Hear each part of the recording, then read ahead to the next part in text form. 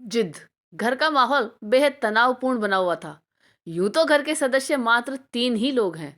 बिरजू, उसकी पत्नी सुधा और बेटी आराध्या। सभी एक दूसरे से बेहद प्यार भी करते हैं।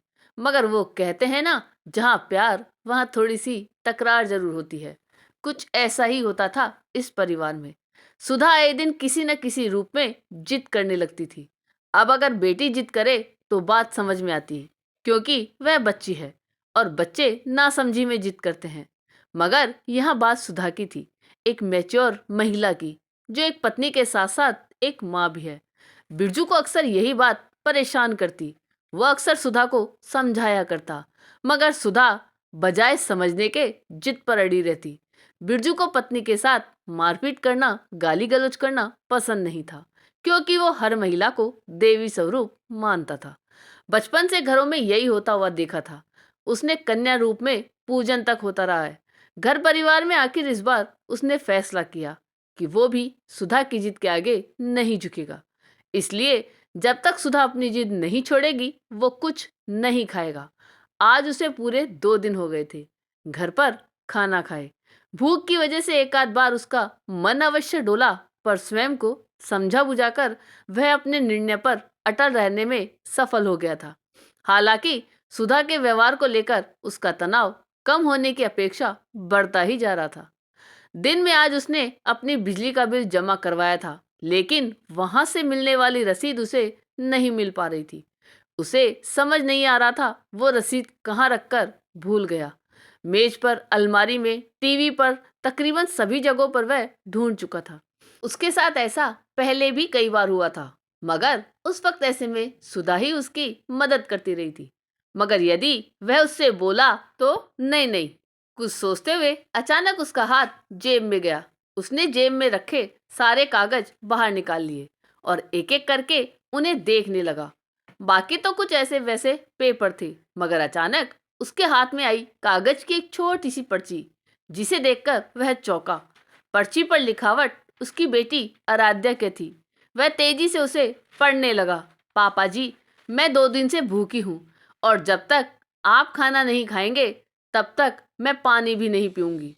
बिरजू के दिल पर एक धक्का सा लगा और वही धक्का बिजली के करंट की तरह सिर से पांव तक सनसनाता हुआ निकल गया।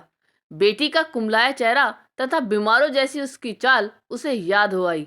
तनाव के कारण ही वह यह सब नोट नहीं कर पाया था, लेकिन उसने यह पर्ची उसकी जेब में कब रखी, ये सवाल उसके दिमाग में अपना सिर उठा चुका था।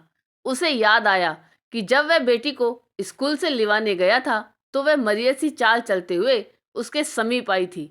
मन ही मन उसकी धीमी चाल को देखकर वह चिढ़ भी गया था, पर डांट पिलाने से उसने स्वयं को किसी तरह रोक लिया था। बेटी ने पीछे बैठते हुए उसके कंधे पर हाथ रखा था। उसका वह हाथ तब जेब तक भी गया था, तभी उसने यह पर्ची उसकी जेब में रखी होगी। उसकी प्यारी बेटी उसकी वजह से 2 दिन से भूखी नहीं, प्यासी भी है। छी, धिक्कार है उस पर। ऐसा सोचता हुआ वह दौड़ता सा बेटी के पास आया। बेटी मुरझाई सी बिस्तर पर पड़ी थी। उसकी आंखें बंद थी।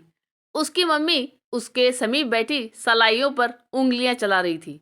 उसने बेटी के माथे पर हाथ रखते हुए बड़े प्यार से कहा, बेटी, मुझे माफ कर दे।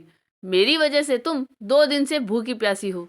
उठो, तुम्हारे लिए बाजार से तुम्हारी मनपसंद खाने की चीजें लेकर आते हैं और फिर हम दोनों साथ मिलकर खाएंगे। आराध्या उठकर बैठी और बिरजू का हाथ अपने दोनों हाथों के बीच में लेकर उसे प्यार से सहलाते हुए बोली, पापा जी, हमारे साथ में मम्मी भी खाएंगी। इनके लिए भी कुछ ले आना। क्या तुम्हारी मम्मी? वो तो अपना पेट रोज भर रही है। किचन में बर्तनों की उठापटक हर रोज होती है। इसे ना तुम्हारी चिंता है ना मेरी। बिरजू गुस्से में चिढ़ते हुए बोला, नहीं पापा जी, ये सच नहीं है। जिस दिन आपने इनकी जिद तोड़ने के लिए भोजन नहीं करने की बात कही थी, सिर्फ उसी दिन सुबह ही इन्होंने नाश्ता किया था। जब इनके कहने पर मैंने खाने पीने से मना कर दिया तो इन्होंने भी कुछ नहीं खाने का मन बना लिया था और कहा था कि मैं भी तभी तक कुछ खाऊंगी जब तू खाएगी। बेटी ने बड़ी मासूमियत से मुस्कुराते हुए उत्तर दिया। बिरजू ने एकटक सुधा की ओर देखा तो उसकी आंखें भीगी हुई थी। तुमने कुछ भी नहीं खाया क्यों? अर्धांगिनी हूं आपकी। अर्धांगिनी मतलब आधा शरीर। ऐसा कैसा हो सकता है, शरीर भूखा हो और भोजन आधा शरीर ही खाए। आपसे विवाह हुआ है मेरा, हम दो नहीं 7 जन्मों तक एक ही हैं और रहेंगे। तो क्यों करती हो ये जिद, कहो जानते हैं। शादी से पहले एक लड़की की जिद उसके पिता पूरी करते हैं और शादी के बाद उसका पति। आप भी तो अपनी बेटी की जिद पूरी करते हैं ना।